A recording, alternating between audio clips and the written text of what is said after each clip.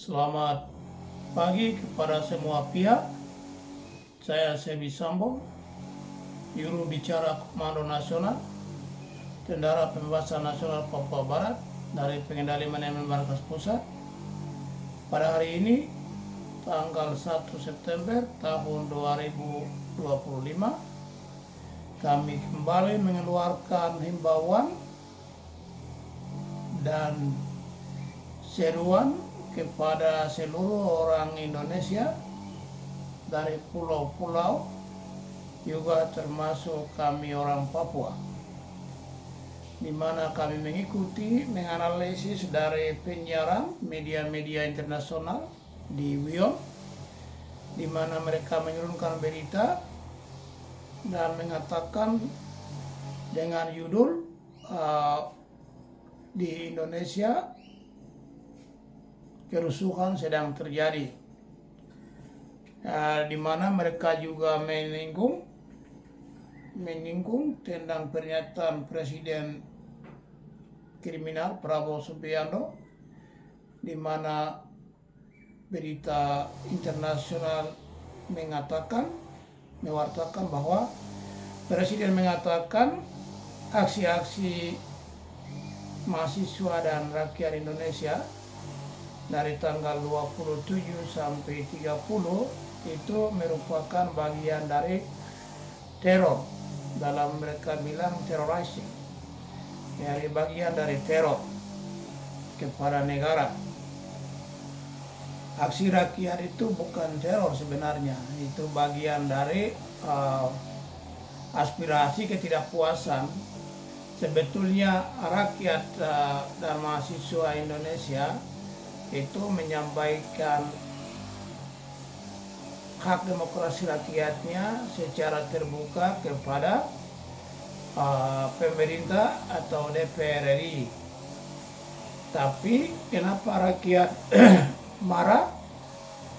Itu akibat dari kesalahan pemerintah yang arogan dan aparatnya yang brutal, di mana mereka juga tidak mengizinkan demonstran untuk bertatap muka dengan para pemimpin DPR RI dan juga pemerintah.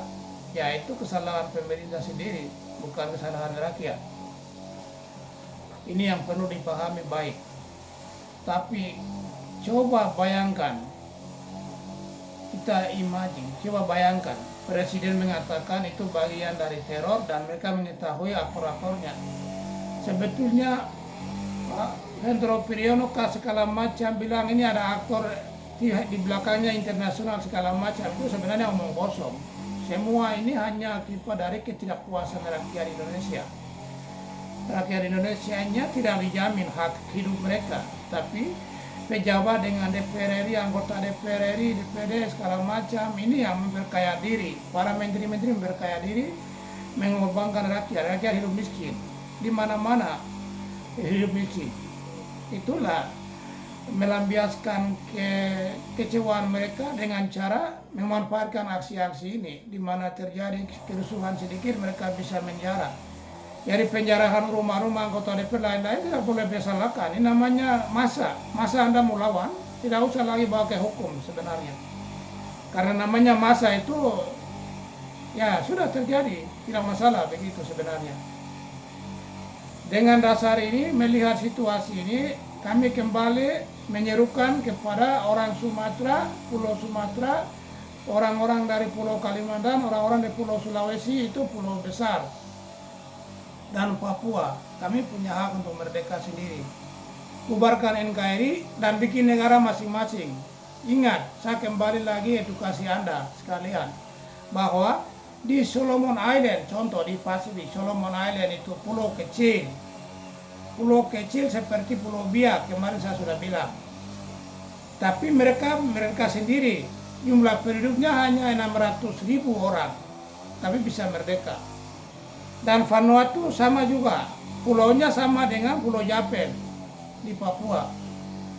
Tapi mereka merdeka sendiri, jumlah penduduknya 600.000 juga. Yang di wilayah ini jumlah penduduknya tidak besar. Fiji juga pulaunya kecil, jumlah penduduknya belum sampai 1 juta, tapi mereka merdeka mengurus negara sendiri. Jumlah penduduk paling besar di Pasifik hanya Papua Nugini, 10 juta lebih. Begitu. Setelah merdeka sudah mencapai 10 juta lebih. Hormat. Jadi sebetulnya Sulawesi layak merdeka sendiri, pulau besar, penduduknya puluhan juta. Kalimantan juga penduduknya puluhan juta, punya hak untuk merdeka sendiri. Kemudian Sumatera, pulau besar. Tapi semua tunduk sama Jawa, ini yang